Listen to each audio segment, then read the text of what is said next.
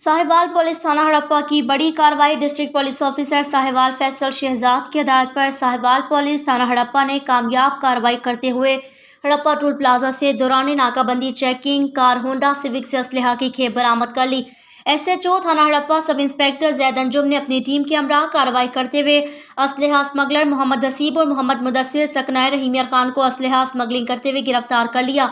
मुलजिमान के कब्जे से 9 अदद राइफल्स, जिसमें राइफल 12 बोर 7 अदद और राइफल 222 2 अदद माँ 18 अदद मैगजीन 44 अदद पिस्टल, जिसमें पिस्टल 30 बोर 26 अदद और पिस्टल 9mm 18 अदद बमा 88 अदद मैगजीन 9100 गोलियां बरामद कर ली। जबकि असलहा की तरसील के लिए इस्तेमाल होने वाली गाड़ी भी कब्जा पुलिस में ले ली गई। मुलजिमान ने यह असलहा साहिवाल की मुख्तलिफ जगहों में फरोख्त के लिए ले जा रहे थे, जो कि मुख्तलिफ वारदातों में इस्तेमाल में लाया जाना था, जिनकी थाना हड़प्पा साहिवाल पुलिस ने कार्रवाई नाकाम बना दी और साहिवाल शहर में होने वाली बड़ी वारदातों से बचा लिया।